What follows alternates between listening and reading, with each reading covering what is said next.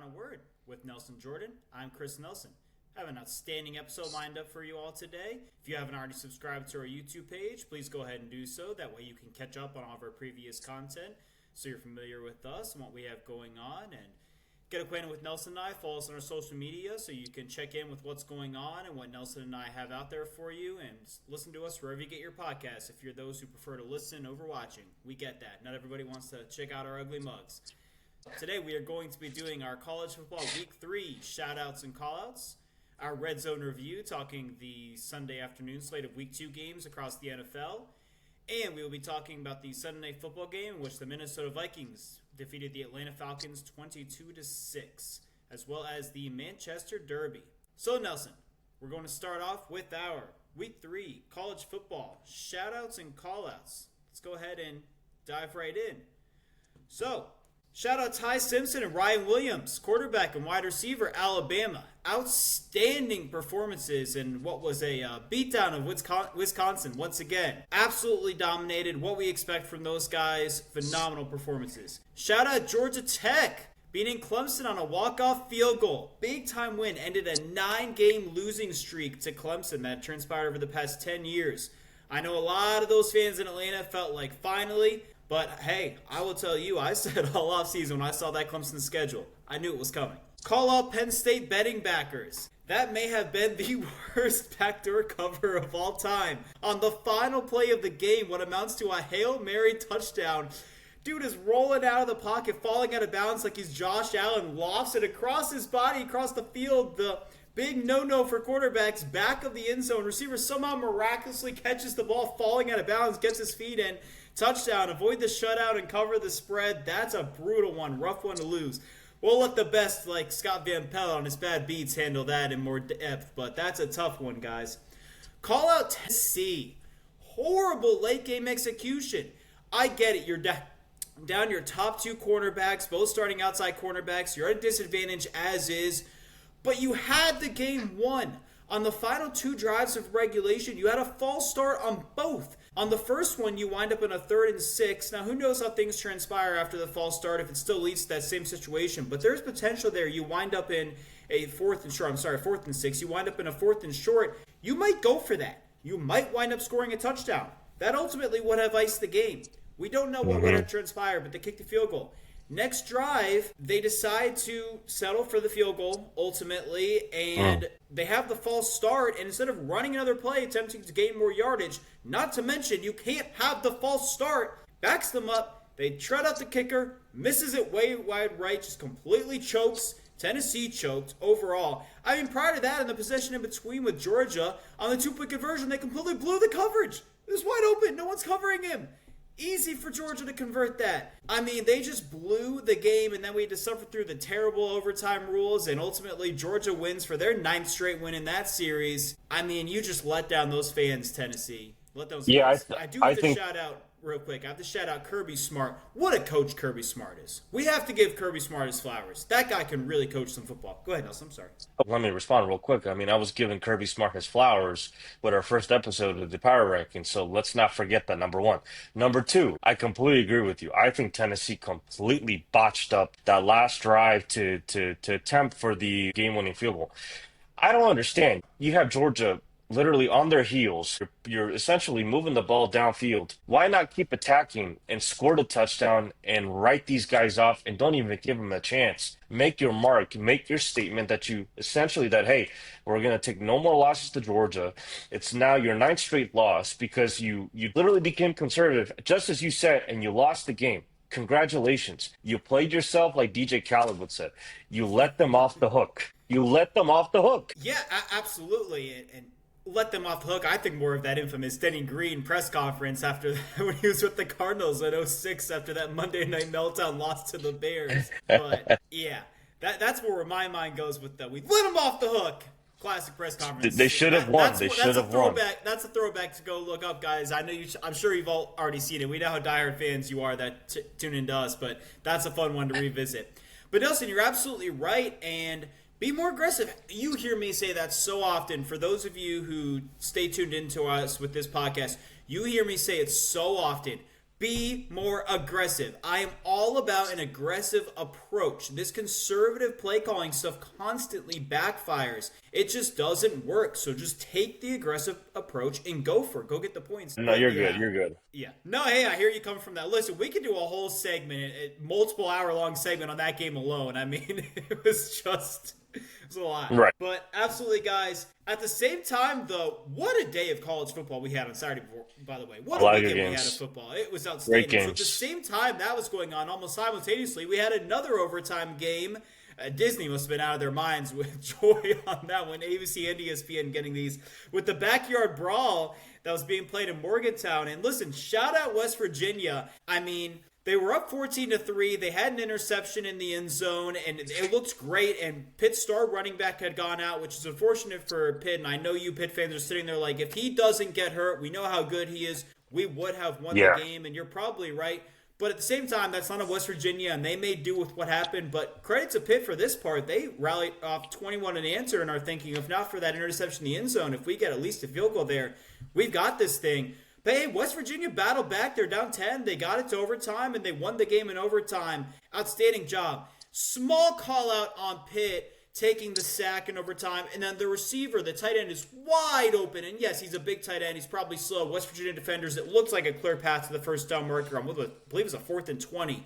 They probably could have closed on him and stopped him short. But the quarterback, he's right in front of you. You can't overthrow him there. I mean, he was, 6-7 yards away, and you overthrew him?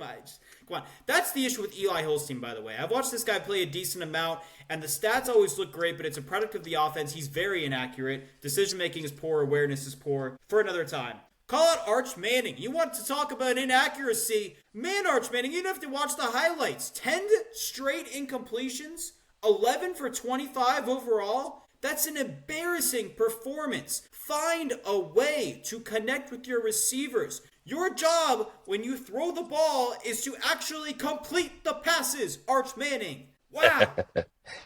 Shout out Tulane. Darian Mensah went and took the money, calling him out. He took the big money, the millions of dollars to go play quarterback in Durham. Returns to New Orleans to play at Tulane and gets whooped. That's what happens. You should have stayed where you were. You chased the money. That's the NIL era. Guys, loyalty matters. Don't chase the money. Put yourself in a situation where you can succeed. Tom Brady spent a long time not chasing the money, and now they all believe he is the greatest quarterback of all time. We can debate that in another segment, but you all love to give him his credit and his flowers for that, as we discussed with others. So if you're going to give him credit for that and you want to be that guy, stop chasing the money. The money will always be there if you're having success. It will come. Shout out Trinidad Chambliss. Pressed into action due to the injury of Austin Simmons. Outstanding performance. Lane Kiffin in that offense, man. These quarterbacks are talented. There's no doubt. We know how good Jackson Dart was, and we can go back down the line. Yeah. All these greats, and it's to their recruiting and his recruiting. Yep. But man, does he make that work. Outstanding performance. Shout out the LSU defense. Nelson, I think you're probably going to go the other way on this, and justifiably so, but I'm shouting out that defense for an outstanding performance, limiting the Florida Gators to just 10 points. There may be some ineptitude of the Florida offense there, but 5 interceptions, 2 of them into field goals, 1 a pick six. I mean, they made the difference in that game. The offense outside of those only scored 7 points, 13 if you want to give them credit for the field goals, but they both came off of interceptions, so outstanding performance. Go ahead. You can do it now. Go ahead. No. I was just gonna agree with you. LSU's defense. I've been saying if they can have a defense, this year with that offense that they have, then I think they're primed for a legitimate national title run. I mean, because we keep seeing, no joke. I mean, their star quarterback. Listen, He's not. He did not have a crazy. That's fine. He did not have a crazy game by any means, but he protected the ball. He did. He made sure the possessions counted when they should, and on field possession. And you had a defense that was just. I mean, I'm surprised you did not call out Lagway, but Jesus Christ, he had the most horrible quarterback game I've ever seen of a college football quarterback in a long time. 2 of those interceptions were inexcusable. One of them was to a double, triple covered receiver. Another one was to a late out route. I mean, what in the dog? You are an SEC quarterback. 5 picks in a game? I don't understand how you weren't benched. But that's my rant. No, hey, and I let you have it. I knew you would, so I went the other way in that because at the end of the day, I'm crediting the LSU defense, but you're absolutely right. We saw enough of the game and highlights or however we may viewed it because I know there was another big game going on, which I'm about to touch on at the same time. But Yeah. DJ Lagway, your job is to throw the ball to the guys in the blue jerseys, not the white jerseys. I mean, it's bad. It Yeah, was bad. yeah, it was bad. Call out Tyler Tony Romo Buckner. He couldn't get the ball down. You don't know the throwback, the reference? Did I lose you on the No, reference?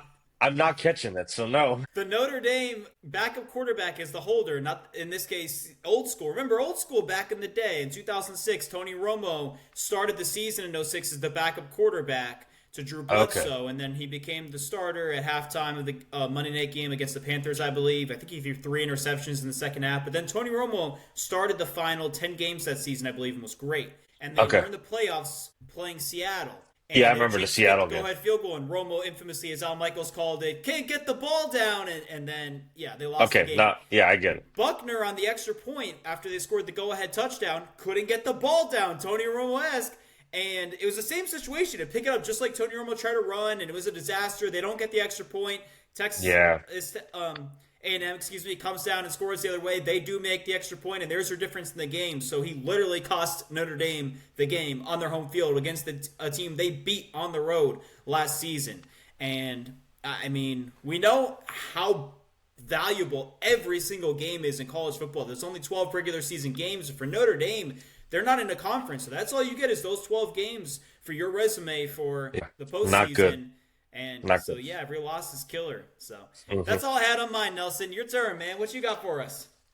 My first call out of the day is going to be with Cape Klubnik.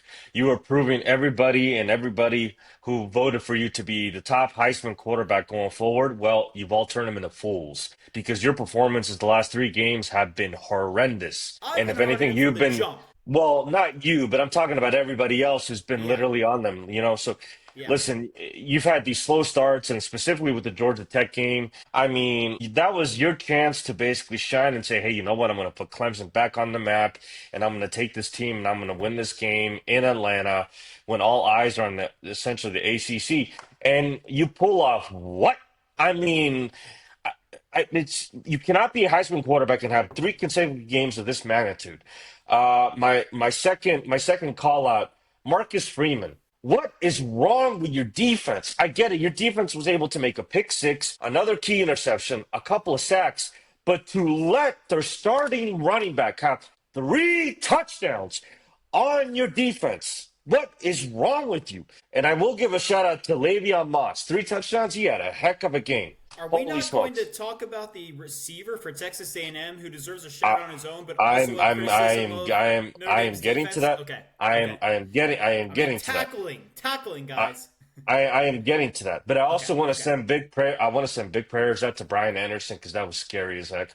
So I hope you have a speedy recovery, Brian. But yes, Mario Craver, 7 for 207, 1 TD. He had himself a game.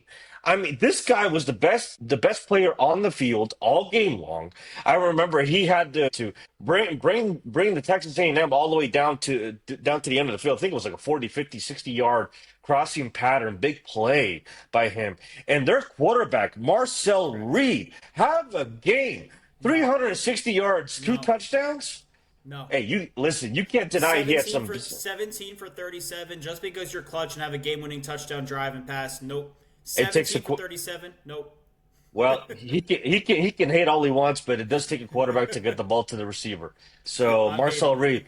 Reed, yeah, hate all you want, but I am.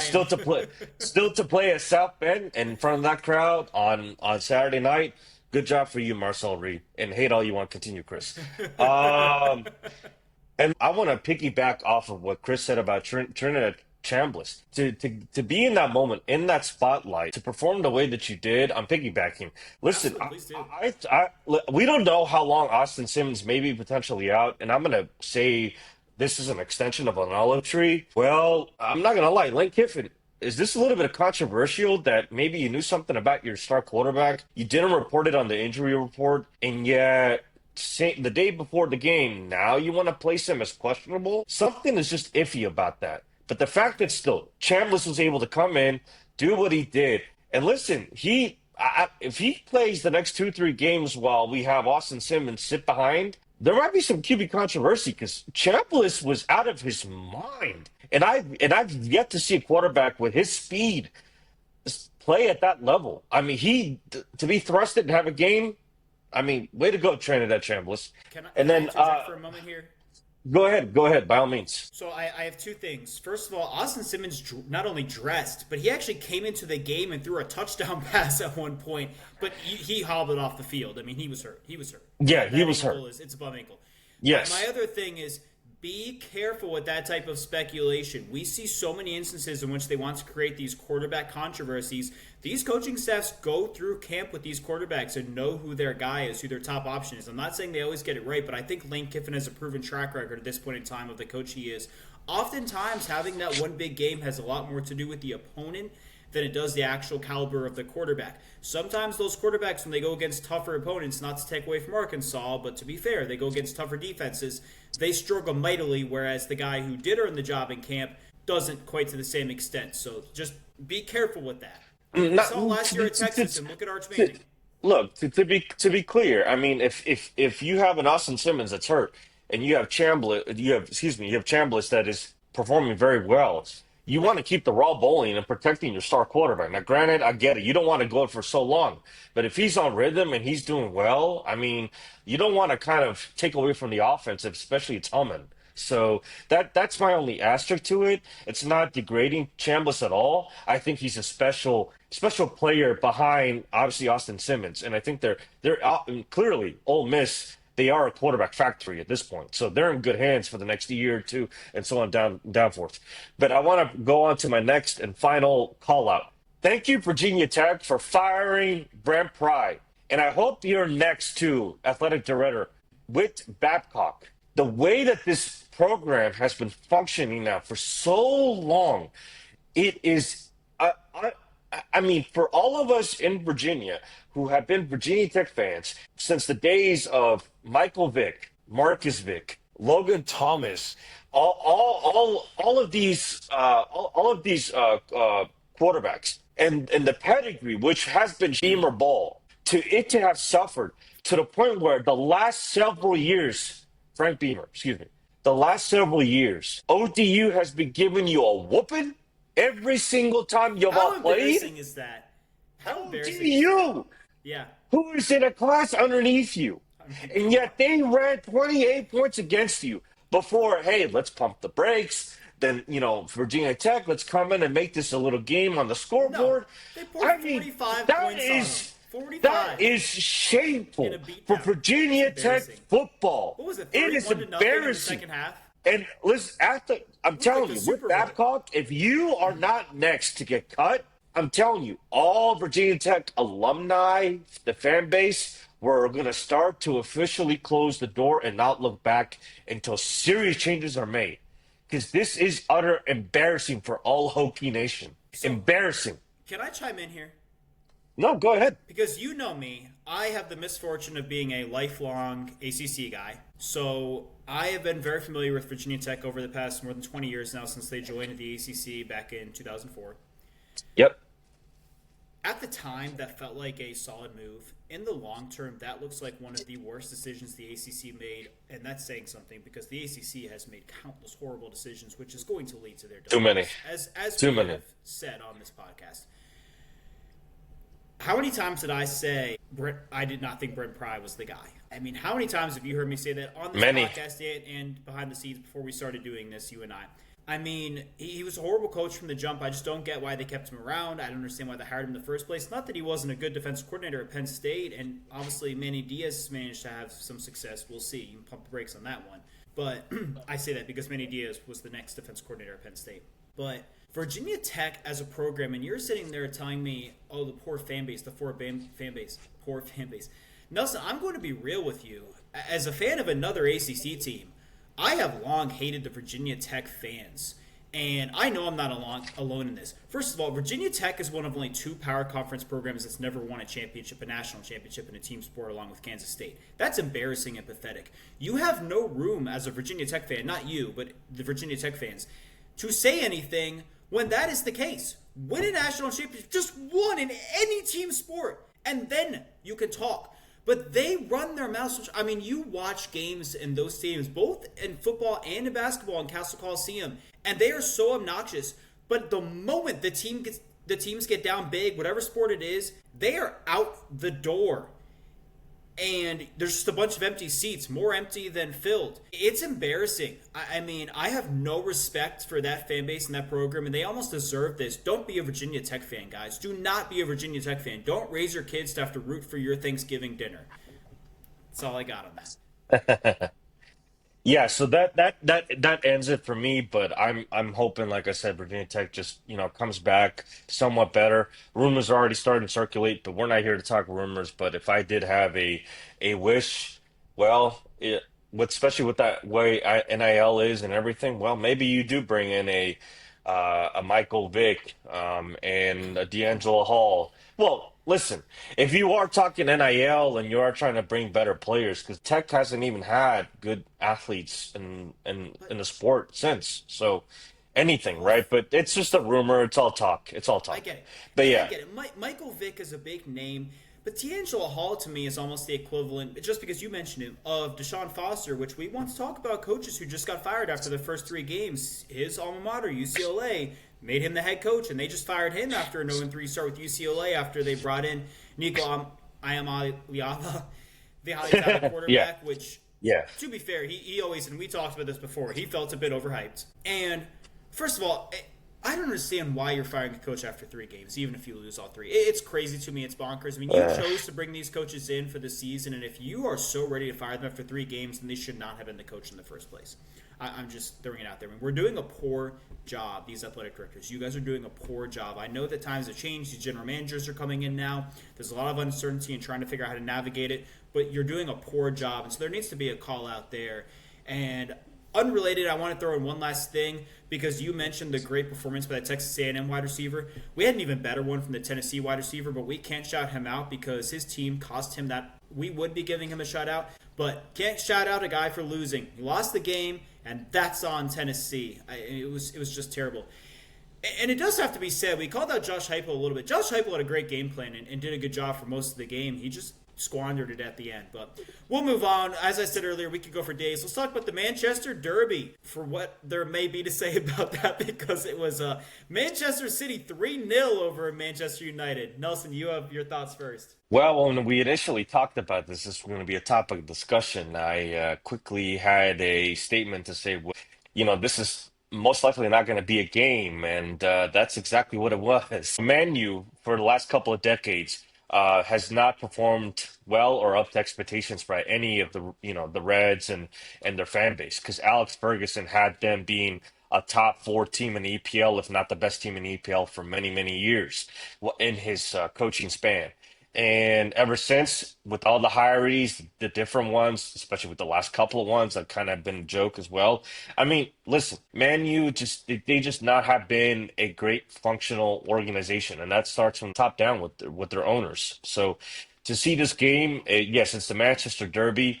I get it. You have essentially 2 big rivals between the Reds and the Blues. But Man City, their quality was far better, especially in the final third. We saw what Holland was able to do and get 2 quality goals in. So, I mean, again, Man U, this is what they always do. They make their fans suffer, and then in the last 10, 12 minutes of that game, we saw them put up a barrage of chances, but they just couldn't even nail any of them. So, Man City is just 2, 3, 4 steps ahead of Man U where they are now. And I mean, there's no further talk to even have with this, in my opinion. Yeah, I mean, it was 3-0. That's pretty much the worst game you can possibly have. I mean, we're spending the majority of this episode talking about American football, and here we are talking about, the other football, if you will, what we call soccer.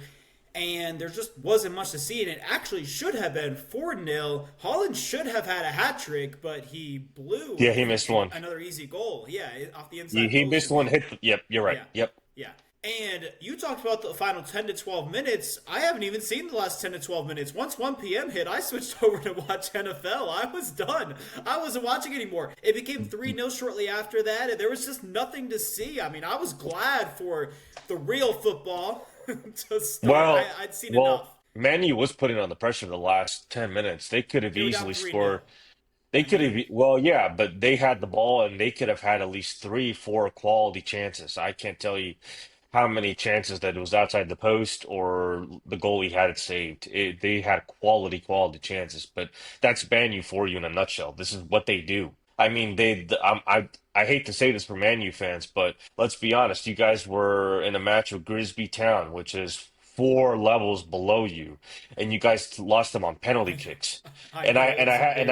I had to tell that, and I had to remind one of my friends who sent me a Barcelona Real Madrid meme, like, "Hey, don't forget about this too, all right?" Yeah. So hold on to the smack talk, but yeah, that's all for Man U. We can't discuss more about No, them. And like Man look, Man City, one team in yeah, City was far better than the other team in United. Just watching yeah, the just game, the you could see quality the in talent general. differential. I mean, they Yeah, systematically broke them down.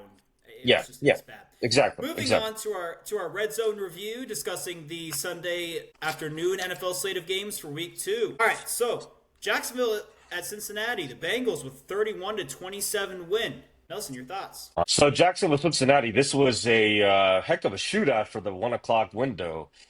We saw, Trevor Lawrence and both the quarterbacks, and I say both for Cincinnati, go up and down the field pretty easily under defenses. Now the defenses were also able to make plays on the ball. There were total, I think, of five interceptions in this game overall, or four. I can't remember, Chris.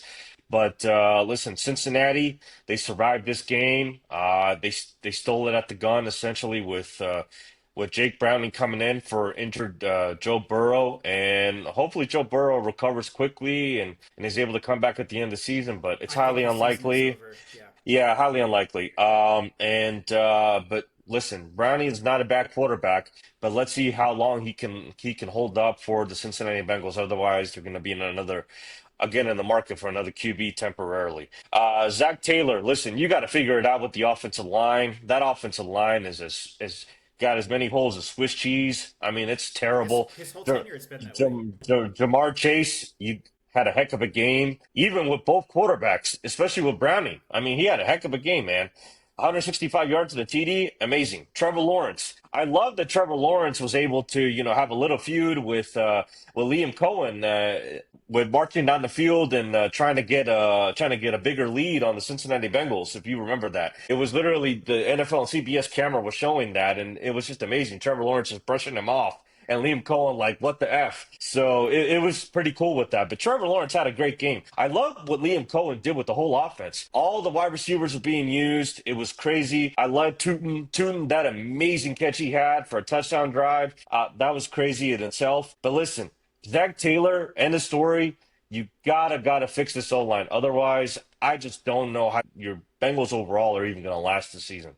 That's my hot take. Nelson, if this were 60 years ago in the old AFL and we were watching the Raiders and the Jets play and Joe Namath and Daryl the Mad Bomber Lamonaco duel it out, yeah, the quarterbacks would have played great with those gunslinger numbers. But Trevor Lawrence threw two interceptions. Jake Browning didn't even come into the game until midway through the second quarter, and he still managed to throw three interceptions. I'm sorry, but no, I'm not with the great games by either of them. I don't think that Trevor Lawrence necessarily had a bad game, but you threw two interceptions, your team lost. I mean, now, in terms of Jacksonville, and look, Joe Burrow obviously went down. I don't think he's going to play again this season, which would mean it's his third season-ending injury in his 6-year career. Half the season's the second in the past 3 years. Jake Browning took over 2 years ago. Looks like he's going to again this time. So that's very unfortunate for us as NFL fans, football fans, and of course for the Cincinnati Bengal fans. And we wish him all the Sure, best. He needs to find a way to stay healthy.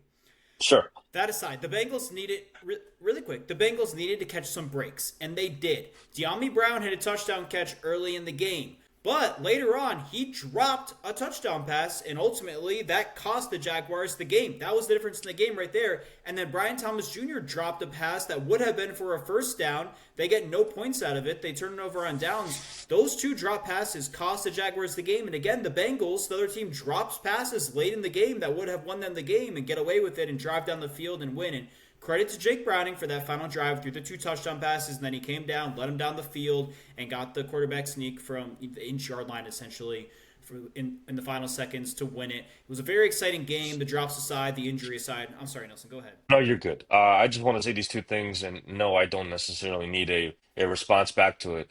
But we got to remember, Trevor Lawrence, one of his picks, the ball was a deflection off of a receiver, and it did wind up in the defensive back's hands. So I don't know if I would give him a whole two interceptions as a bad game. And then we can talk about also Browning. I mean, I get it. You throw two touchdowns and you have three interceptions, but you're a backup quarterback for a reason. But at the same token, you lead the team, you get down, and you win the game. That itself is a great game for a backup QB in its own right. Even if it's an NFL quarterback for his own standard, still to come in to be thrown into the wolves without realizing that, hey, I may not be playing because it's Joe Burrow, for God's sakes. Good job, Browning. Good job for not crumbling, and good job for winning that game. Hey, for fans of the show, they know that you're the ultimate optimist, and I'm much more of a pessimist when it comes to this stuff. And got to balance each other out somehow. They've seen this all the time. They're seeing it a lot with us discussing quarterback play today. You're taking the Dan Orlovsky approach, but hey, that's okay. And I don't necessarily disagree with you on those specific points. The Dallas Cowboys beat the New York Giants 40-37 in overtime in a classic. Nelson. Chef Russ was cooking all game long until the last pass, yep. until the last pass, and I don't know if that was a day ball just move or if this was one of his signature ducks that he throws occasionally, where he just throws it in the middle of where. Russ, I mean, where are you throwing? I don't get it. I don't get it. But Russell Wilson, I mean, still, 450 yards, 3 TDs. This game was vividly from the start. It was a great contest between two NFC East foes of classic magnitude. We saw at the very end how it was just back and forth, swinging haymakers. I did not see that. I did not see that neighbors catch coming at the very end of the game. Lost it. I jumped off my seat. It was insanity. So I mean, good. Neighbors owns Dallas Cowboys. 9 for 167 and 2 touchdowns. He owns that defense. Yep. Now Dak in his own right for what the offense was, and with even some of the backup players that came in, he had 361 yards, 3 TDs. He did have one interception that kind of did not help them at all. But Javonte Williams, we got a resurgence of Javonte Williams. My God, 18 for 97 and 1 touchdown. Maybe Javonte Williams. Listen, yeah, I mean that supposedly vaunted defense by the New York Giants. They were nowhere to be seen in this game too, apparently. Yeah. So either way, crazy end of game. I will say, if we were to transfer this call out to shout out kind of arithmetic into this game, Daboll, what in the God's name were you doing with that last drive? You had the Cowboys on their heels, and you do check down, screen, throw the ball down the field. And when I say down the field, I'm not saying chunk it down 40 yards down. Put the pressure on their secondary. Get yak. Honestly, what is going on with some of these play calls? I feel like you threw the game away. You had them on the heels. This should have been a signature Giants win in Dallas. But you let them off the hook, as Denny Green would say. And Aubrey, you got a cannon leg, as always. And you won the game for the Dallas Cowboys. That was literally it in a nutshell. What do you got? Denny Green's getting some love today in this episode. I'm with it. No, I fully agree with you. That is a brutal loss for the Giants. I mean, they had every opportunity to pull out a big-time divisional win on the road in that one, so that's tough. But what a game. It was so good. It was so exciting going back and forth. At the end, it was amazing. And Malik Neighbors caught that. The defensive back has his hand on his face. Can't even see. Still managed to catch that. It was insane. All game. Russell Wilson throwing his moon balls down the field. What a beautiful deep ball he throws, dropping the bucket every time. And then you have the Cowboys literally settle for the Brandon Aubrey 65-yard field goal, 64 yards, 64-yard field goal. They settled for it. They didn't even try the game earlier. Just like, no, he's got it. Go ahead out there. I had a group chat. Really quick, the NFL record for longest field goal is Justin Tucker from 66 yards, I believe 4 years ago.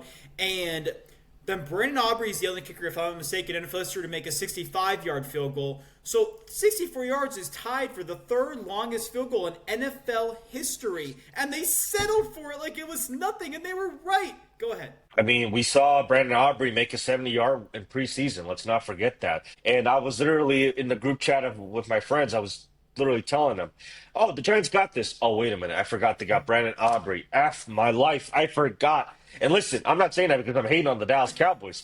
It's just that, yeah, this game was going into overtime because Brandon Aubrey, with that cannon leg he's got, yeah, Yeah. I mean, those are easy for him. He barely misses. Yeah. Barely misses. And Malik Neighbors, after the go-ahead touchdown that we've referenced a number of times now with 25 seconds left, one for the night celebration. Nope, he clearly forgot about Brandon Aubrey too. Too early. And you mentioned it, how bad his defense for Aubrey. Oh, that game was so good. We could go forever. Exactly. Ooh, so much fun, man.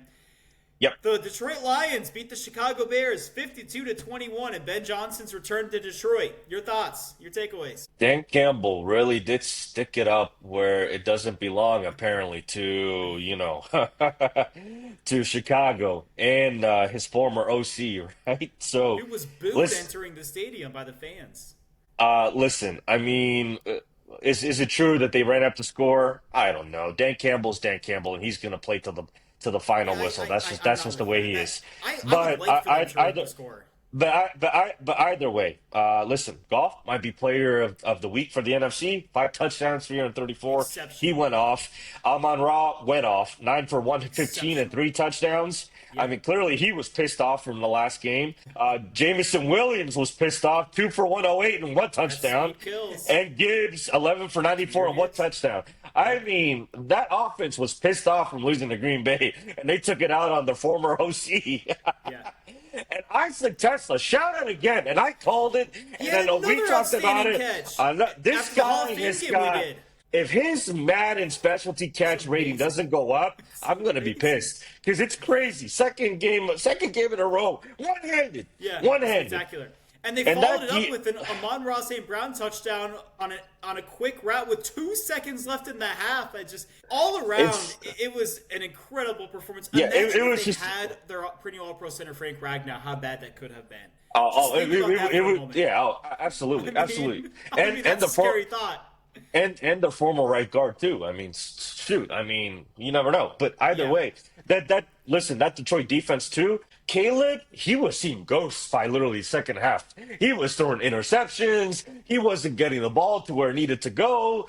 I mean, Caleb had his first half success. I will give him that. Romeo Dunze, hey, that player's progressing into a star into this league, a young star. Ross St. Brown, Roma Dunze, we'd be talking Yeah, about the yeah, game he yeah, had. yep, but yep, they both yep. had 9 receptions. The Yep. difference was Amon-Ra St. Brown did a lot more with his, and Roma Dunze Yeah. was great. Yeah, he was great. He was great. Yeah. Listen, they caught Detroit sleeping in that zone coverage as the announcers were talking about on the screen instead of playing man, and that's how Romeo Duzin was able to get his second touchdown of the game. But besides that, I mean, listen, the game was literally Detroit just smacking the Bears around and literally bear down. Literally, that's what they were all game long in the second half. So that's my take. I don't know if you got anything else. No, I think we covered all of it. Man, how good are some of these wide receivers? I mean, we didn't even mention the fact earlier. Jamar Chase had 14 receptions in that game against the Jaguars from 2 different quarterbacks. I mean, and then the catches we're talking about, we haven't even touched on some of the catches we saw. I mean, we're seeing you are right. great. Yeah, seeing some Jamar Chase did have 14. Great wide Yeah. receiver play. Yeah, week 2. Yep. The Los Angeles Rams went into Nashville and beat the Tennessee Titans 33-19. Your takeaway? Yeah, so the LA Rams, like they decided to spoil Cam Ward's homecoming, and it wasn't even close. LA from the start, they were able to move the ball down the field. They were also able to run the ball as well. Now, granted, the running backs were not very effective in the run game, but Puka Nacua, how about that? But still, inexplicable on the defense of the Titans. How in the heck are you going to let an end around go for 45 yards with Puka He's so Nacua? good. Let's just keep talking about wide receivers in the NFL and how good they are. Let's just keep talking about it. He's so good. I'm about He's so to. good. And I'm Devontae about to, Adams. because Puka Nacua ended with almost 140 total yards That's from amazing. scrimmage. This guy had a game. Devontae Adams also about 100 yards exactly and a TD. And not a Devontae Adams. Looks like a little bit of the younger Devontae Adams with that speed. He was running at full speed. So, and that's also good news too, also with Matthew Stafford for all the LA Rams that are concerned. His back looks like it's holding up pretty good. So, he looks good. yeah, it's looking up pretty good. Now, I don't want to also just, bruise over the Tennessee Titans. listen, you guys did have some standouts in the game. Cam Moore did have a great moment. It was a spicy He moment did. that He did. And it he gave should them the learn lead. from. And then Yeah, it was all downhill from there. yeah, it was a spicy moment, but it was a heck of a play. It was Being able to throw your prototypical Cam Moore. backside Yeah, you and can't then do throw. that. It was the You biggest can't do no-no. that. It was like a Brett Favre, Patrick Mahomes type Yeah, moment. He got away with yeah, it. It was spectacular. But he's done that all absolutely. his college career. Yeah. Yeah, but heck of a play that he made. And Yeah. Tony Pollard, as always, Mr. Consistency. Listen, 18 for 92 yards. I mean, he is Mr. Consistency, at least in that They offense. did have a little bit of a run game. I mean, they No, were able to move the ball a little bit. They just can't. Credit to the Rams defense holding them under 20 points. We'll put it No, absolutely. I'm saying the Rams overall with Blake Corum and Mitchell, they were not able Kyron to have a Williams. Kyron Williams, excuse And me, then they the were other not able to have Yeah, absolutely. exactly. Either way, long story short, the LA Rams were just ahead of this game totally, and they spoiled Cam Ward's homecoming. That's all it was. All right. I don't have anything else to add, so let's move on. The New England Patriots went into Miami and beat the Miami Dolphins 33-27. Your takeaways? Yeah. Mike McDaniels, what is up with your post game statements? Of Dude. well, if we were to win, we had to win, and I'm paraphrasing because I know that's not what it was, but still, you have some of the You win worst. the game by winning the game. You lose the game by losing the game. Something like that. You, I mean, and you have. I mean, does he I have don't. something wrong with him? Did he get it? Did he suffer concussion? I But don't he's listen. always like this. He's always like I Listen. said it in the offseason. Listen, I don't know, but your team also, at the same token, might be dealing with this Mike McDaniel-itis. I don't know what's going on. It's like your team wants to choose when it wants to play. Your team wants to choose when it wants to make significant plays. It's never consistent about Miami. And I'm going to give credit with New England and that coaching staff. Unbelievable at Vrabel. Constantly, I get it. You're ahead in the game. You're winning the majority of the game. You're getting punched in the mouth late in the game with a punt return, which was a crazy sequence. We had a punt return and a kick return. Yeah, Crazy back to sequence. back. Yeah, Special it was teams. awesome. Because Man, these are that the game two. was fun. It was so You fun. had, Great game. yeah, it was a great game overall. And Drake May, hey, he showed out. Two He was TDs and tremendous. that one rushing touchdown. Yes. He showed out. Yes. Great But performance. Tua, All-around great performance from him. Tua, once again, you're moving the ball all game long, 2 touchdowns, and what do? Your defense gets the ball back. You're able to go ahead and try to score and at least tie the game, if not win the game outright. What is going on? Let me throw a duck over the middle again, and let me Tyreek get. Hill. No, Tyreek Hill before that. Tyreek Hill was wide open, and he overthrew him. Tua Tagovailoa is the king of overthrows, man. He overthrows receivers so often. He completely overthrew Tyreek Hill, and then he turned around and threw it right to the linebacker on that 4th down. Listen, even after the overthrow of Tyreek Hill, on that 4th down, if that's a turnover on downs, the interception actually moved the ball after the return into better field position and allowed the Patriots to kick the long field goal. And now you need a touchdown to win it. Yeah, and even with that being said, you still had the drive thereafter, which your defense was able to stop the Patriots again, and you still get sacked. And I still don't even get the Mike McDaniel's play calling because everything was almost to the outside. Why are you not focusing on the yuck? I mean, just get up. You have these play. If I'm Hill, I now totally understand why you're pissed off and want to leave Miami because Mike McDaniels is holding you hostage, and it's not like Hill had a bad game. He went over 100 yards. Like it boggles my mind. This game really boggles my mind from a Miami standpoint. And if you're a Miami fan, you really are pissed off going into week 3.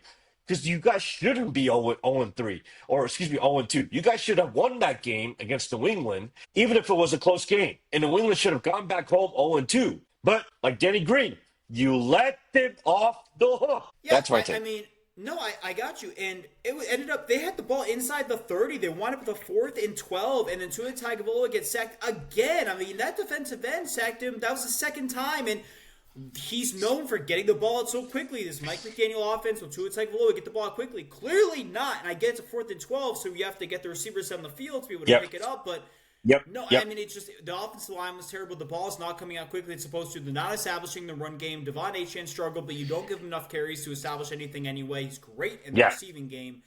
Oh, yeah. It's just a mess. And it was a great game. And you talked about the sequence. The punt return broke 3 tackles, including the punter. The last one goes for the touchdown. Followed up with the kickoff return touchdown, which is another knock on Miami, by the way. And it was so exciting. And then until the end, when Tua Tagovailoa just squandered it, mostly because you overthrew a wide open Tyreek Hill over the middle. And I don't know they necessarily would have won the game, but I'm with you. You did now have a home divisional loss. That's a bad loss. That kills you. I mean, that's brutal. Even when Mike McDaniel was having success in his first couple of years going into the playoffs, I foresaw this coming. I kept saying it. I knew it was coming. I was never fond of him. Moving on. The San Francisco 49ers went to New Orleans and beat the Saints 26-21 without George Kittle, without Brandon Ayuk. Mac Jones started at quarterback. Nelson, your takeaways. I feel like this is one of those where the San Francisco 49ers either have the lucky horseshoe, up where it doesn't belong, or With all Kyle the injuries? Shanahan. Well, let me explain. I'm gonna get to Okay. it. Okay. Or Kyle Shanahan literally took the carbon copy of plug and play running back to now plug and play quarterback. Because it is absolutely insane. Mac Jones, I get it. It's New Orleans defense. But hey, if you are as good as you are, and you are as talented as your team is supposed to be, and you're supposed to be what everyone's saying, at least get to the playoffs, then you are supposed to smack around the New Orleans Saints. And your offense, at least in part, with Shanahan's offense, smacked around the New Orleans Saints. Because Mac Jones, 3 touchdowns. I mean, Jennings had a touchdown. McCaffrey had a touchdown. I mean, everyone contributed. It was Yeah. just that offense was still moving Yeah. at a very, very good rate. And I got to give credit to where credit is due with Kyle Shanahan. You are keeping a good job of holding this team together, even with all the litany of injuries that Chris has stated right here. And you know what? As much as I am praising the San Francisco 49ers, we were given a lot of crap to the New Orleans Saints. But you know what? I like what Kellen Moore has been doing with these Saints. Even though the score might show that, yes, they lost ultimately, that offense, hey, they moved the ball too. And Rattler, this is his second He decently played nice well. game. Yeah. He Both did quarterbacks very, played well. very well. Yeah. I Both quarterbacks mean, played well. he is making Rattler play well. Juwan Johnson, again, had another big game. Yeah. Kamara was involved. Alvin Shahid Kamara's was had a good involved. game. Chris Olave Davon had a good Bell, who they game. just picked up from the Yeah. Broncos, was involved. Yeah. I mean, listen, the Saints, they may not have a great record by the end of the year, but so far, 2 games to the first to the first part of the season already, and they showed some improvement from last year. So give credit to Kellen Moore. You are actually at least keeping a morale up with the New Orleans Saints. But at the end of the day, listen, the 49ers are in a different class of their own. In New Orleans, they're rebuilding. They're still climbing the ladder, trying to get back up where they once were. That's my take. We have to mention the 49ers defensive front. We know how good that front seven is with Nick Yeah, Bosa and Fred Warner. yeah, And at the end of the game, they slammed the door shut on the Saints they twice. did. Nick Bosa They got did. the sack, and then on the fourth Yeah. down, they got after Yes. Spencer Rattler Correct. again, sacked him again. So Correct. tremendous Correct. slam the door shut to finish the Correct. game again. So I mean, Yeah. they delivered. But yeah, you're Correct. absolutely right on everything else. So good win for the 49ers and Yep. another close game. Good stuff. The Yeah. Buffalo Bills went down to East Rutherford and beat the New York Jets 30-10. A couple of New York teams. Obviously, we know one really represents New York City, but we know we've been the better one recently, and it showed again. Go ahead, Nelson. It's crazy. Buffalo just never let the Jets take off. Get the joke? So this whole entire game, the Jets never took off, and Buffalo had the control for the majority, if not all, of this game. We did see a crazy sequence with Josh Allen exiting the game with a broken nose. I thought he had a concussion. I thought that's what it was because he hit one of his offensive linemen straight in his thigh, and I thought that's what it was. It was pretty scary for a second, but Can I'm I glad he jump in came really back quick in. on that? Yeah, sure. Go ahead. Go ahead. I knew it wasn't a concussion in the moment because when players get a concussion, they don't recognize it that fast and immediately exit the game. He immediately exited the game and he was holding his Okay. nose from the jump, so I knew it was something along those lines. Doesn't even mention it. Maybe you're going to see it. Mr. Trubisky came in for that one play on a third down and completed a pass for the first down and a big game. Yeah. And Josh Allen didn't have a great game, so it's got to be thrown in Well, there. it's got to be thrown in there James that Cook Josh Allen with his record, especially in New York. I'm not saying at Buffalo, but always at New York when he's playing the Jets at MetLife. in MetLife He's Stadium, all yeah, he's Rutherford. always had very up and down games. It's never been Well, the consistent. defense is very talented for the Well, Jets. absolutely. It's absolutely. But Yeah. this is getting to my second point. You talked about James Cook. He had an amazing game, and I've been on this not bandwagon about James Cook. I've been one of his big supporters. You have. I think he's been an undervalued running back in this league. I think he's top 8, and again, he proved it. Yeah. While Josh Allen, who is an MVP candidate, had a He C is the average MVP. game. While he has a C average game, you Wow. still have a crazy rushing attack with James Cook James and Cook and Josh company. Allen. Yeah. Yeah, and company. And Yeah. they're And that still offensive able line to is very wall good. up the Jets. And they're still Yeah. able to wall up the Jets. And I mean, listen, I don't want to say that the Jets didn't do anything in this game, but they really didn't do anything. I mean, it's unfortunate that there was a concussion, unfortunately, to Justin Justin Fields. Fields. Yeah. I hope you Agreed. recover and you get to come back Absolutely. sooner rather than later. But Yeah. Tyrod Taylor didn't do anything better, and that offense was just bleak as it gets. So Yeah. honestly, this was just total control. Even with Ed Oliver out, the Jets could not take advantage. So listen, I mean, for the Bills having, and I guess you want to say a good game, not a great game. I mean, hey, this is why they're the best in the AFC, or at least the top 2 or 3 teams in the AFC. Period. The Bills scored 30 points. I think we can call that a great game. And to be clear, they were up 30-3 to go along with what you're saying about the Jets Yeah, offense. The Jets touchdown came in garbage time. garbage time. Yeah, with Yeah. backups. Yeah, exactly. The Seattle Seahawks went to Pittsburgh and beat the Steelers 31-17. Nelson. I have a feeling Pittsburgh, the black and gold. I got a feeling that Blitzburg is pretty pissed off this morning, and not because that their defense was. They made some plays, but I have a feeling that they're like, is this the type of season we're gonna get with Aaron Rodgers? And what the heck was that special teams play? You guys don't know the rules. Apparently, that you're supposed to recover the ball The in a rookie running landing back, Caleb zone. Johnson. I mean, that was the biggest gripe, and I have some friends that are from Pittsburgh that had that biggest gripe on social media. I mean, they must be losing their minds because they were literally within a one-score game up until that point. So, but that doesn't come from the fact of I don't know what's going on with the Steelers defense. We thought the Steelers defense was going to be good from the jump this year, Well, but can we? apparently not. But I'm gonna let you take it real quick here. But Okay. I just want to get to the point that yes, they were able to make some plays. Sam Darnold was under pressure all game long, but Sam Darnold was still efficient with the ball, and he still had a great game. So I gotta give credit to Sam Darnold because he did show up. I mean, it's not like they were slouches all game long.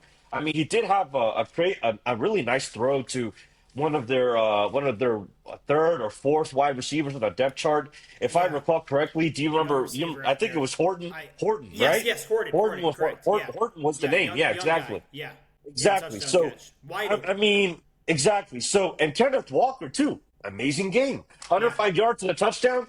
I mean, the Steelers were tired. Were tired by the end of the game, and Kenneth Walker was just gashing them on these big plays. And I'll let you jump in. Go ahead, jump in. Yeah, so I just have a few things to touch on in this game for what I felt like it came down to. And obviously, you mentioned the special teams gas. So that situation, realistically, that obviously should not have happened. The Seahawks had just gone ahead. The Steelers did go down and get a field goal. So the game should have been tied at that point. And then they have the Seahawks in a 3rd and goal from the 19-yard line and allow Kenneth Walker on a toss to run all the way to the end zone. I just don't understand. I mean, unless we're going back 60 years ago and that was the old Vince Lombardi Packers power sweep, you get a seal here and a seal here and run this play in the alley. That can't happen. I mean, that was inexcusable. And look, the Steelers defense, we talked about the stars. They showed out. Cam Hayward was great. DJ Watt was great. Patrick Yeah, Queen made his plays. Jalen Ramsey made a bunch of big-time impact plays with yeah, interception and pass breakups. The problem is they don't make a Fitzpatrick, and those safeties didn't get it done, and some of the other no, guys just yep. didn't play well enough. And I believe one of their safeties was out, right? Who got hurt last week. I don't think he ended up playing. I'm not sure on that I part. think the starting safety was out. Yes, I Yeah. remember. And I Yeah, believe they were Alex talking about it Highsmith, on I the think, left the broadcast. game as well. So there's some Injury. stuff Yes. going on, but that should have been limited. They should have been limited to a field goal there. The Steelers should have had the ball late down a field goal, and then Aaron Rodgers just had a bad overthrow for an interception. If he doesn't do that, look, I do think the Seahawks defense ultimately would have made this stop and won the game. The Seahawks were clearly the Yeah. better team. They went on the road and won. There's no Yeah. doubt they're the better team. Yes. But Yeah. that game should have come down to a 3-point Seahawks win on a final stop and given us another close game. And what was Yeah. Absolutely. all close games and outstanding for us. And the 9 games going on the 1 o'clock window. It was wild. It was so much fun. So The it should have gotten witching another one hour. there. Yeah. But plain and simple, you could just look at the box score and see it. Sam Darnold completely outplayed Aaron Rodgers. Yep. Kenneth Walker completely outplayed Jalen Warren. And Jackson Smith and Jigba completely outplayed DK Metcalf. DK Metcalf did have a great touchdown at the end of the first half, and he's going up against his former team, but he did not get any revenge because they lost the game, and he did, other than that, didn't do much. So those are my takeaways. Yeah, I just want to finish it up pretty much before we move on to the next game. Aaron Rodgers, I mean, this is what you're going to get, Pittsburgh. He's going to make some plays that are going to throw you off, like, oh my God, is this the Aaron Rodgers of vintage, like last game? But then at the same token, he's going to make you realize this guy is just a freaking statue. I mean, some of those passes that he threw, he was a sitting duck. He can't move around. Pockets collapsing. The interception, as he talked about, but. Jalen Warren, he impressed me. Did you remember that crazy throw, that catch he had, and that literally he spinned off a couple? It was just like a Madden move. Jalen Warren's impressing me. I hope he can stay healthy because if he can, that's an excellent additive to this Pittsburgh offense that they desperately need, especially with that Arthur Smith offense. In this edition, I agree, but they need him to be because then you have they need him. Running back out of Iowa, Caleb Johnson, who doesn't know the rules on special teams and can't properly field the ball. He should not be out there in kickoff returns. But no. Moving on, go ahead. The Baltimore Ravens beat the Cleveland Browns 41-17. The former Browns beating the new Browns. Go ahead, your takeaways. Well, if anybody did see, there was a great interaction between Lamar Jackson and his mentor, Joe Flacco. Great interaction by the both of them. And, this was kind of a sombering moment, too, for Joe Flacco every single time. Right. Yeah, exactly. So it was a great moment. But let's fast forward. Listen, this is Baltimore all over. I mean, yes, I'm going to give credit. Cleveland was pissing them off early. They really were. They were frustrating Lamar in the first quarter, all the way till pretty much the majority of the second quarter. Myles Garrett. That defense was giving him nightmares, literally for the first, I'd say, good 15, 18 minutes of the first half. And it wasn't until the end of the first half that we saw Baltimore finally move the ball downfield. A nice throw by Lamar Jackson to get it into the end zone. And that's when the game took off. And Baltimore just didn't look back. And Joe Flacco was under duress all game long. I mean, that defense, what more can you ask for from the Cleveland defense? Because they were really trying not to break. They did break halfway through the third, but what can you do when you cannot hold the ball, you cannot hold possessions, and you cannot make them count for touchdowns? Because every single time that Cleveland got into the opposing side of the field, field goal, field goal, field goal. And the only touchdown that did come was in garbage time from Gabriel. So it was 41-10. They got a garbage time touchdown, and it could have been worse. The Ravens' offense could have scored even more. I will say, though, as a footnote, Derrick Henry, you better cover that ball up, sir, because this is the second game that you dropped the ball, and luckily it was a fumble recovery by your own team. But that was a hell of a play by the defender to punch the ball. But 2 games in a row with the ball being dropped by you being one of the most sure-handed players, I mean, that's a little to put hesitancy on that, okay? So, yeah, you have anything to say about the game? Yeah, I did want to reference the wild first touchdown the Browns had because the Ravens, number 44, the first-team All-Pro slot cornerback, Marlon Humphrey, looked like he had an interception just shy of the goal line, and the Browns 44 somehow tips the ball out, and it deflects up to the Browns receiver for a touchdown, and the Ravens won the game comfortably, so I think we can laugh about it. It was just a crazy play. I mean, unbelievable. And Tess Walker had 2 catches, both for touchdowns, kind of like the Chris Carter. All he does is catch touchdown passes. The Ravens spread the ball around nicely. DeAndre Hopkins had 2 exceptional catches, one to the 1-yard line, and then the other one actually in the end zone for a touchdown. Yeah. So they're fun to watch, man. D-Hop is impressing me. If D-Hop can have more... That offense is special. Listen, if D-Hop can have a resurgence and he can be a complement to Zay Flowers... that offense will be very, very dynamic because you're adding another weapon to that. The way they run the ball and the way Lamar Jackson can throw it and run it. Yeah, absolutely. But man, we just these wide receivers are awesome. We didn't even talk about yet another former LSU wide receiver, Kayshon Boutte had an unbelievable touchdown catch for the Patriots against the Dolphins. That was more of a throw by Drake May. I mean, he had some outstanding throws. Yeah. Oh yeah. Yes. Oh yeah. Yeah. Kind of like the Malik Neighbors catch was an outstanding catch, but it was a great throw by Russell Wilson as well. Both of the touchdown catches from Malik Neighbors in that regard. And Wanda Robinson's as well. Yeah. It's so much fun, man. So much fun. Oh, yeah. The Indianapolis Colts beat the Denver Broncos 29-28 on a walk-off field goal. Your takeaways. This should be fun. Listen, this is the late window now, and you know what this game really Yeah. was? It felt like the football gods were playing Madden, and they decided to say, you know what? Let's dump some Red Bull on this game because this game was absolutely insanity. It was I awesome. mean, It was great. this game is going to get a ton of highlight reels and a ton of love. I Yeah. thought both teams showed out. Both teams had some plays in them Yeah. on both ends of the field. Yeah. I got to give credit. Listen, Daniel Jones, again, showing out once again.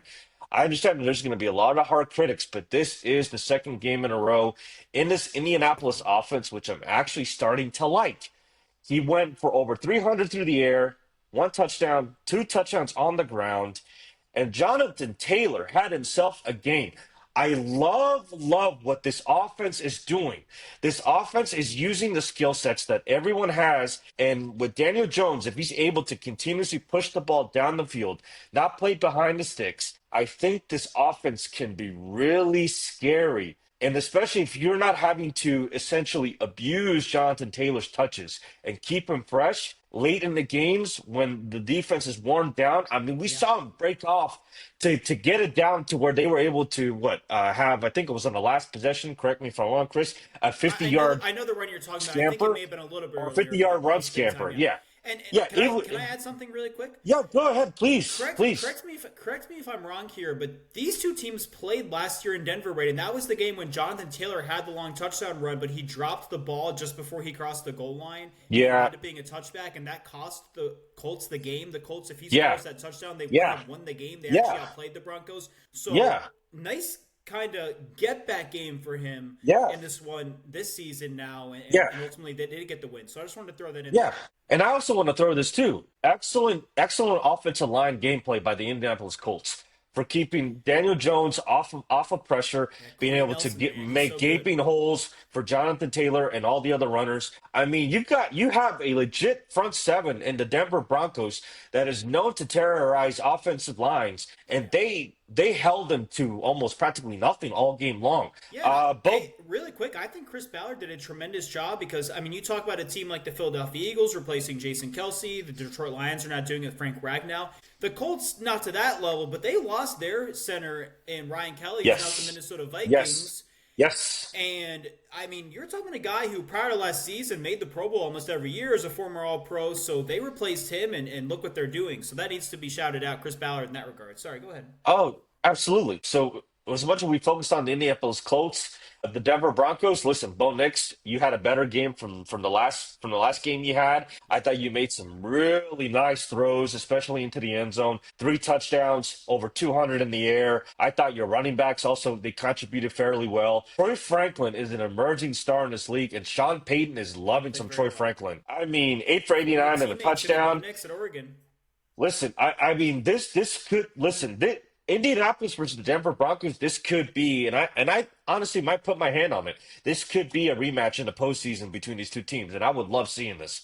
And let's talk about the crazy ending, Chris. I mean, did you think it was controversial? Did you think it was a Well, penalty? Because I'm not asking if it was, but I'm saying that more rhetorically. That was a penalty. And you can't yeah, jump over I was the gonna you say, yeah. can't jump over this you No, cannot that's the jump over the rule. long snapper That's the and you rule. cannot have leverage Yeah. and cannot give especially a kicker in the NFL a second chance. And you don't And need that's to do exactly that what on a happened. 60-yard field goal attempt. It's a dumb mistake. But to go back really quick before that, the Broncos had a field goal attempt that was a lot shorter, go off the left upright, rejected, no Yeah. good.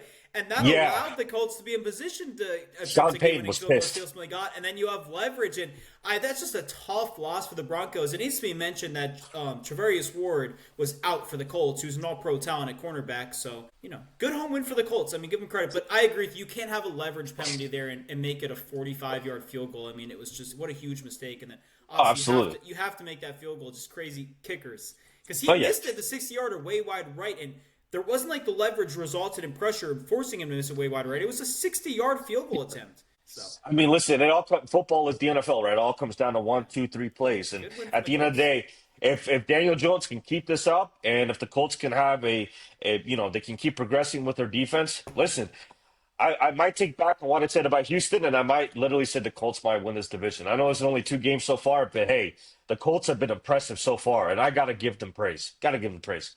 Go ahead. To be fair, last week Nelson proclaimed the Detroit Lions were dead and that they couldn't handle anything without their coordinators. So, do you want to apologize to the Lions, Nelson? Did you want to apologize to the Lions? You know what? I do want to apologize to the Detroit Lions because you know what? I think there's a good point to be made that the Green Bay Packers are probably the best NFC team in the NFC conference so far. I think it's showing. And to lose to them and then to be able to show what they did against Chicago. And I'm hoping that, also the Commanders can do the same thing too, because if not, I think we might be getting a little concerned over the Commanders as well. But yeah, good response from Detroit. Yes, I'll give them some praise. Yeah, they belong in the conversation. They shouldn't have any disrespect. Coming soon, Nelson's Overreaction Mondays. We'll have that going against the screen. So Yeah. Go ahead. Arizona Cardinals held on to defeat the Carolina Panthers 27-22. Your takeaways. If Arizona had let this game go, this would have definitely been the highlight of Denny Green saying, "We let them off the hook." It's slamming the podium because they were this close to doing that. I mean, Arizona had an average game by any means. Listen, you guys should never have kept this game close at all. Kyler Murray. The interception was horrible. What was he doing? It was horrible. And if he doesn't do that, they even just get a field goal there. I mean, it's a whole different situation at the end. But I do want to say, Jonathan Gannon, what is your problem? Do you not look into tendencies? There was a big old image on the CBS broadcast. Carolina Panthers have allowed 7 games straight with over 200 rushing yards. And what did y'all do? Go pass heavy against one of the best corners in the league, and another one who's not so bad either. Horn, yeah. And Harrison didn't have a great game by any means. I get it. Your tight end, as always, he shows up, but he didn't have a touchdown. Right. But you guys still try to force the ball through the air. Run the ball. I said this in the first game, and so did you. And you agree. Kyler Murray and James Conner and a good stable of running backs. I mean, exactly. Run that's where the your ball advantage is. and use Kyler Murray too as an offset as well. The Bills. It just blows my mind, Gannon. And you let the Carolina Panthers be in this game because let's be honest. Bryce Young had one of his better games, over 300 passing yards, 3 touchdowns. I get it. Some of those did come in garbage time. But, it wasn't garbage time, though. The game was close. They had a chance to win it. No. I'm saying to be able to come back. I mean, there was a big enough lead, but hey, the Arizona Cardinals were 27-3, to be clear for everyone. Right, and the Cardinals were letting off the pedal when they should have stuck their foot on the pedal and slammed the door shut early.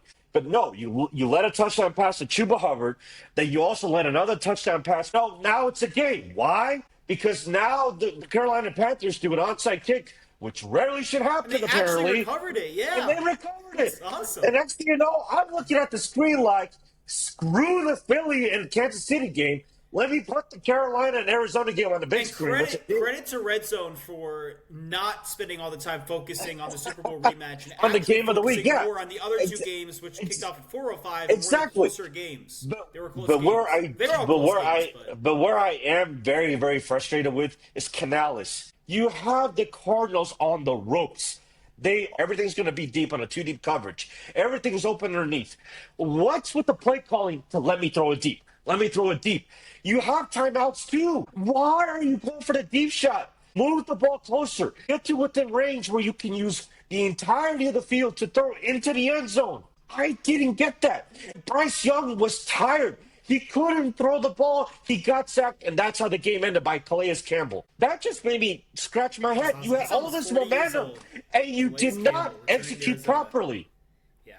And Arizona all got lucky, but hey, y'all are 2-0, so hey, did you guys have Arizona 2-0 in the schedule? I don't know about you, but hey, we did. They played 2 NFC South teams, and the Saints and the Panthers. Those were the bottom 2 NFC South teams last year, and that's the worst division of football. So we're with the AFC South, the 2 South divisions.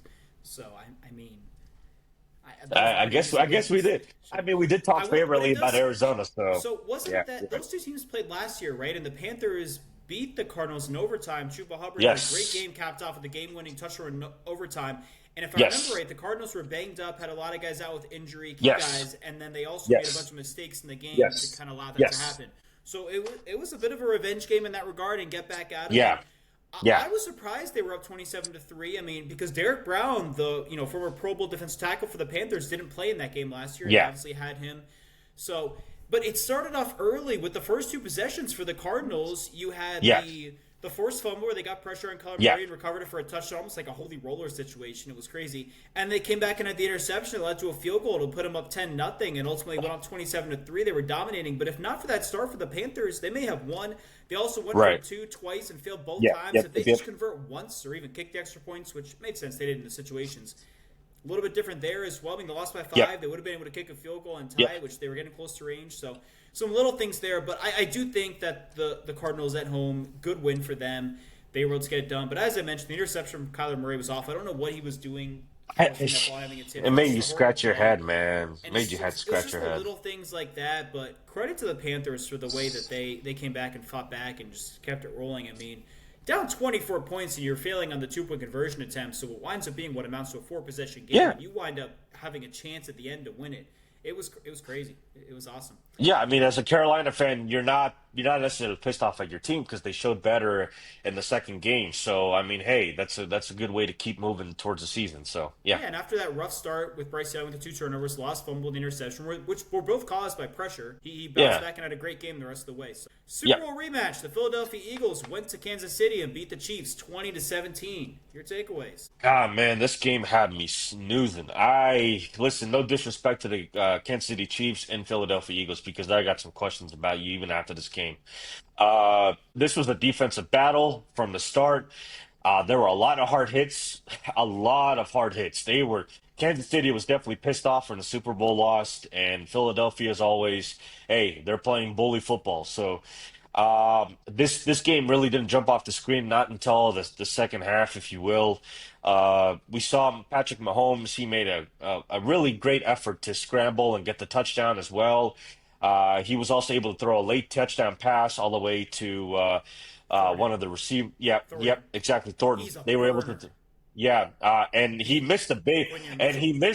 he missed the big On one what too was a blown earlier coverage, yeah. that he should have hit, and that was Yeah, but he came surprising, back to him and especially. got it, so yeah, we'll let it go. Yeah, yeah. I don't know if we'll let it go. I know Nick Wright on FS1, he ain't letting it go. Well, I think it was a blown coverage from the Eagles, so it was kind of a Yeah, mistake on both sides on that first one. The second one, and he just burned Quinion Mitchell, who's the top yeah, cornerback for the Eagles, the second-year yeah. corner. Yeah, But Quinyon Mitchell too, he had some outstanding defensive also effort yeah. because he was this close from dislodging the ball. So hey, you got to credit to where it's due too.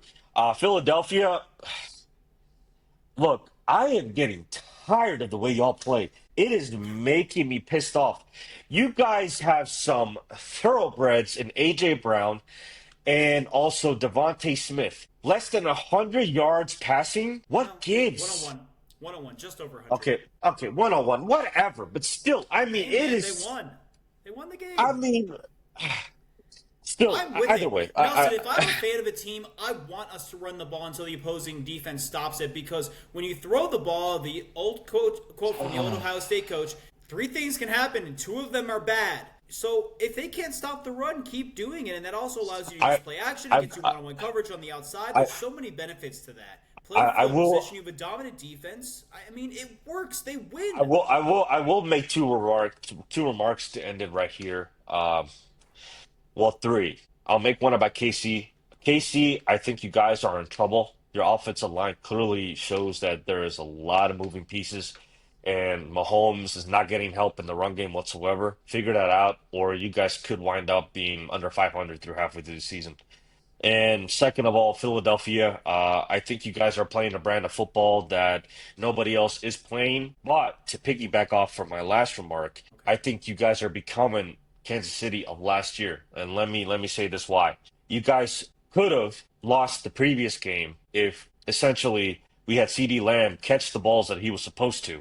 And second of all, this game could have had a turnaround also if Travis Kelce caught the ball in the end zone. Yeah, it was a touchdown. He So dropped it on the goal line, something intercepted. something is to be said that you guys are playing a brand of football. Yes, you guys are winning and deservedly so, but you're winning tight games. So let's see how much the Philadelphia Eagles can continue the stretch of winning tight games down the road because their schedule is only going to get harder from here. Well, that And was I'll the end it problem. there. That was the problem for them 2 years ago. But to be Yeah. fair, we've also seen teams have success with that, like the Chiefs Yeah. last year, as well as the Yeah. Commanders. Yeah. But the Chiefs, of course, last year had success with that up until the Super Bowl. But yeah, if you're the Chiefs, you're so frustrated because you feel like we probably had the better team, but Rashee Rice was suspended and not playing. Yeah. Xavier Worthy was hurt and not playing, and those are the two receivers we've drafted the past 2 years to be our top two wide receivers, and we don't have them out there.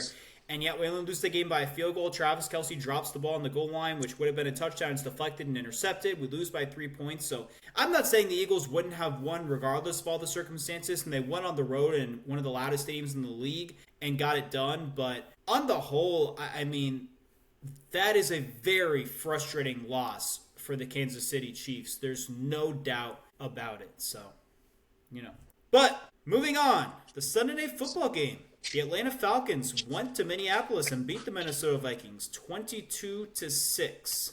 Nelson, your takeaways. I'm gonna keep this short and quick. What more can Minnesota do on defense to hold them in the games? What more can you ask from them? I mean, the defense is doing their part. They held the Atlanta Falcons to 5 straight field goals. Obviously, they broke at some point, and they let in a touchdown by Bijan.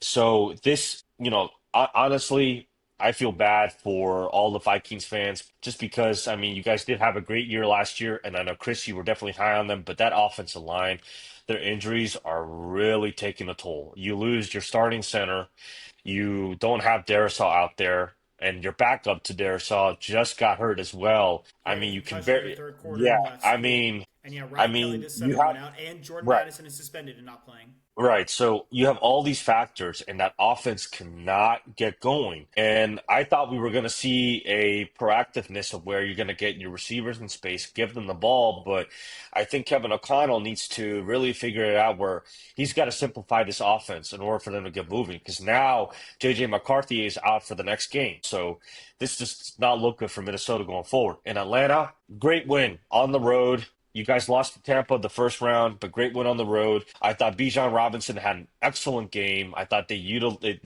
keep utilizing you in a very efficient manner, especially out of the backfield and on passing downs as well.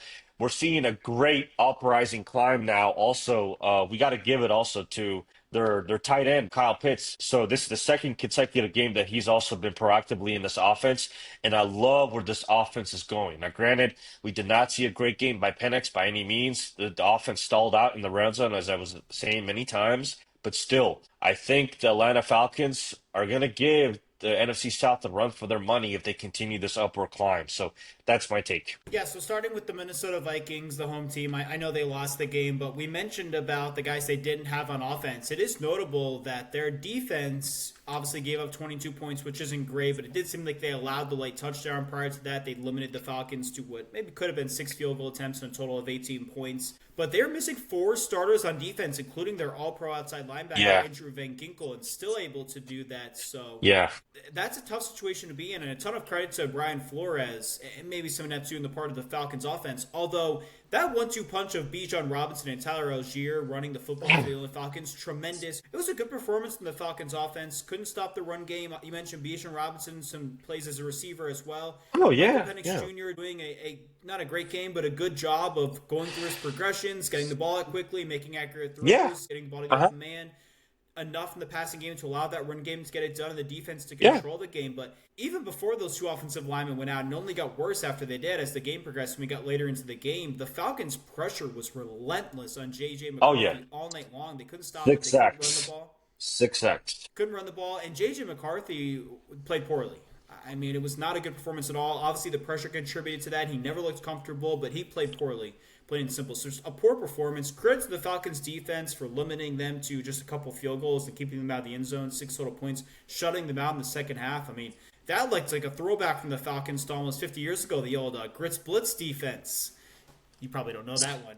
Got to look that one up. But, I mean, good performance on their part, but the injuries, then obviously the Jordan Addison suspension are mounting for the Vikings. And you have all these guys out and lose more during the game. It's tough to find a way to be competitive in the game and do much. So that is a problem for the Minnesota Vikings. But credit to the Atlanta Falcons for going on the road in a really tough place to play and getting a big-time win. And it does have to be mentioned because this was the reason the game was on Sunday Night Football in the first place. Early season game, so it was about the two young second-year quarterbacks, both in their first season as the full-time starter now. Obviously face off in the national championship a couple of years ago. Look, the win in that national championship went to Michigan, which J.J. McCarthy was the starting quarterback for. This time it goes to Michael Penix Jr. He was the better quarterback in college. I get it. He was older. He's older now. J.J. McCarthy's only 22 years old, but he's been the better quarterback throughout his college career, and looked like it last night. Yeah, well, of course, of course. I mean, He was the 8th overall pick. McCarthy was 10th. Penix was the focus of that Washington offense, whereas you had JJ Before him, and they ran the McCarthy. ball. Yeah, exactly. I was going to With get to Michigan. that. It Yeah. was all in the run-based first scheme. So, but I to know there's always specifics in personnel and coaching and play calling. But yeah, I get that. I was just looking at it from an overview perspective. That was the big story heading into the game, and that but is how it transpired. But if I'm the Minnesota Vikings and if I'm looking to get anything out of this game and hopefully try to improve, I'm looking to simplify the offense and run the ball as best you can, especially with the three next matchups that you guys got. I mean, it's not going to get any easier. Cincinnati, Pittsburgh Steelers, and the Cleveland Browns, and two of them are in Europe. One's in Dublin, one's in London. I mean, it's just going to get crazy for the Vikings. And they're staring at down the barrel at a pretty bad spot right now if they don't get things turned around quick. So, yeah. That's my final anything towards this. How good is football? How good is I football? mean, Jesus, we're already looking at the first European NFL game too in Dublin in 2 weeks. Well, It's I about to mean, get nice. We you get up talk to about. football over some I breakfast, just. right? I don't know if there's anything. I do enjoy that, but I don't know if there's anything better than a September Saturday with college football, September Sunday with NFL, these afternoons and all night long. I mean, forget sleep. I'm just not getting much of a say enough. We have two more games to talk about in our next episode. We've got a Monday night doubleheader that we're going to be Doubleheader. talking about in our next episode. So lack of sleep again, but who cares, man? This is great. I mean, you've got NFL on Thursday night, a bunch of college games on Friday night. They stagger the kickoff times. You can see so much. Full day and night of college football on Saturday. And, I mean, those games, we talked about them. They were great. I mean, the Georgia Tech in the noon window. The whole and then weekend. The whole yeah, weekend. you had Georgia and Tennessee in the late afternoon window at 3:30. And then, you got the primetime games with Notre Dame, the backyard brawl going at the same time at 3:30. And then Notre Dame, the late night games Yeah. disappointed some out west. Didn't disappoint. And then, I mean, Sunday afternoon, those games in the NFL were unbelievable. We just talked about all of them. I mean, it was so much fun, man. It was so much fun. 9 games Seriously. going on at one, only 3 at late, but they were all close. It was great. So It ton of was fun. great. Yeah. Yeah. Way better than what we saw in soccer. Maybe that will change next weekend. We'll be back to talk about all of it, guys. For Nelson Jordan, I'm Chris Nelson. This has been the First and Final Word.